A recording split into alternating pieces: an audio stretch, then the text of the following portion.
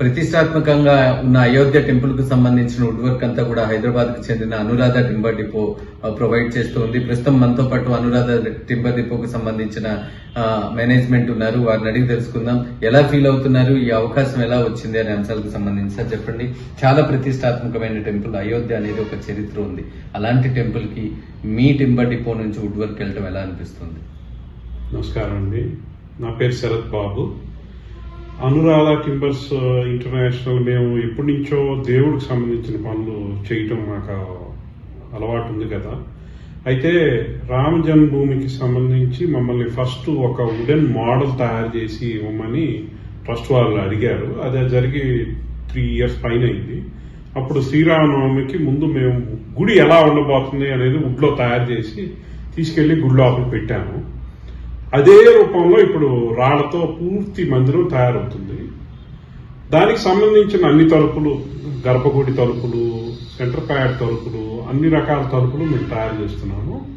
ఇది 3 రకాల ఆర్కిటెక్చర్ ఉంటుంది టెంపుల్లో. మెయిన్ గా ద్రవిడ ఆర్కిటెక్చరు, వేసారి, మళ్ళీ నగార ఆర్కిటెక్చర్. ఈ గుడి మొత్తం నగార ఆర్కిటెక్చర్ లో జరుగుతుంది కాబట్టి మేము వుడ్ వర్క్ లో చేసేదంతా కూడా నగార ఆర్కిటెక్చర్ సంబంధించిన డిజైన్లోనే మేము కూడా కార్వింగ్ అంతా చెక్కుతున్నాము. మా టీం అంతా కూడా అయోధ్యలో పనిచేస్తున్నారు. ఇప్పుడు సుమారు 50 మంది కంటిన్యూగా అక్కడే మేము ఒక వర్క్ షాప్ సెటప్ చేసి అక్కడే కార్వింగ్లు అన్ని కూడా అక్కడే తయారు చేసి గుడి లోపల ఫిట్ చేస్తున్నాము. ఇప్పుడు గ్రౌండ్ ఫ్లోర్ సంబంధించిన 18 తలుపులకి పూర్తి బంగారం ప్లేటింగ్ జరుగుతుంది. తర్వాత ఇంకొక 100 తలుపులు చుట్టుపక్కల బిల్డింగ్లు, allied buildings, pilgrim facilitating centre, పర్కోట, ఈ తలుపులు అన్ని కూడా తయారు చేస్తున్నాం. మొత్తం టెంపుల్లో ఎన్ని తలుపులు ఉన్నాయండి? కొన్ని వందలు ఉంటాయండి. మాకు ఇచ్చిన పనిని బట్టి చేసుకుంటూ వెళ్తున్నాము. ఈ పని మేము చేయటానికి బేసిక్ గా భగవంతుడి దయ అనుకోవాలో మరి లేకపోతే డివైన్ ఇంటర్వెన్షన్ అంటారు. ఆయనే సెలెక్ట్ చేసుకుంటున్నాడు ఎవరే పనికి పనికొస్తారు అనేది. అట్లా మాకు అవకాశం వచ్చింది. మేము పూర్తి సమర్పణతో తయారు చేస్తున్నామండి పని. ఎలా అనిపిస్తుందండి? అంటే ఒక ప్రతిష్టాత్మకమైన టెంపుల్లో మీరు భాగస్వామ్యం అవటం ఎలా అనిపిస్తుంది? చాలా బాధ్యతగా, బరువుగా, చాలా జాగ్రత్తగా వచ్చిన అవకాశాన్ని సరిగ్గా చేయాలనే తపన మాకు బాగా ఎక్కువగా ఉందండి ప్రస్తుతానికి. అంటే ఇలాంటి టెంపుల్లో వర్క్స్ కి సంబంధించి చాలా మంది పోటీ పడుతూ ఉంటారు. అయినప్పటికీ కూడా మీకే ఈ వర్క్ రావటం వెనుక ఏంటి మెయిన్ రీజన్ ఏంటి? మెయిన్ రీజన్ అంటే ఇండియాలో ఉన్న బెస్ట్ టీమ్స్ అన్ని రంగాల్లో కూడా ఆ గుడిలో పనిచేస్తున్నారు.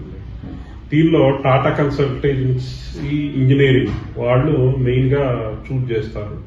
కాంట్రాక్ట్ వచ్చి L&T వాళ్ళు కడుతున్నారు. వీళ్ళందరూ అయోధ్య ట్రస్ట్ మెంబర్స్. వీళ్ళందరూ కలిసి మమ్మల్ని సెలెక్ట్ చేశారు. త్రూ ఏ నార్మల్ ప్రాసెస్ లో మమ్మల్ని సెలెక్ట్ చేసి మేము చేయడానికి పనికొస్తామని మాకు ఈ పని చెప్పారు.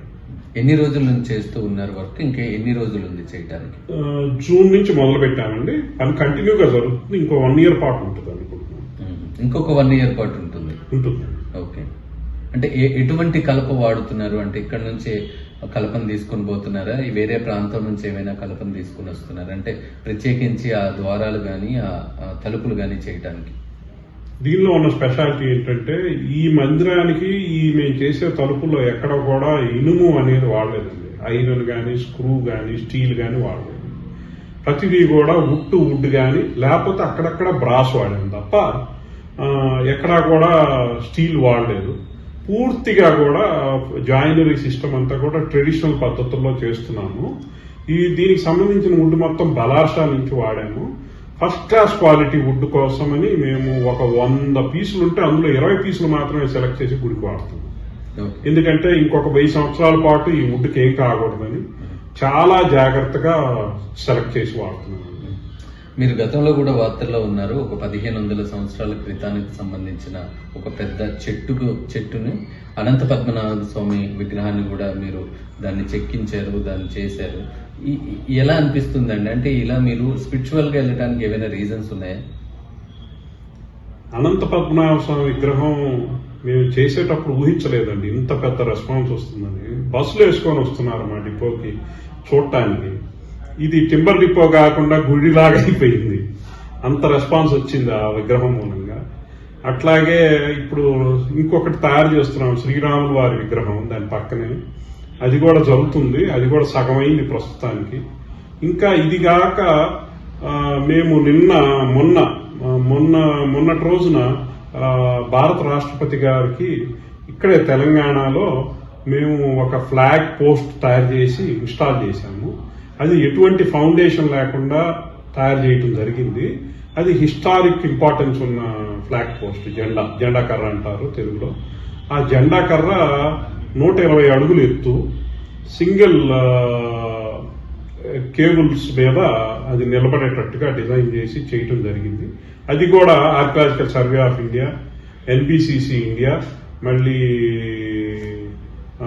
Central building research institute Rourkela, రాష్ట్రపతి భవనం, ఇంతమంది ఏజెన్సీస్తో కలిసి పనిచేసి మేము దాన్ని చాలా ప్రెస్టీజియస్ గా ఓన్లీ 10 రోజుల్లో, అంటే మాకు పేపర్ వర్క్ చాలా రోజులు పట్టింది కానీ పని మాత్రం 10 రోజుల్లో పూర్తి చేసి రాష్ట్రపతి రావడానికి ముందుగా మేము ఇన్స్టాల్ చేసి అది శభాష్ అనిపించుకున్నాం. థ్యాంక్ యూ సో మచ్ అండి.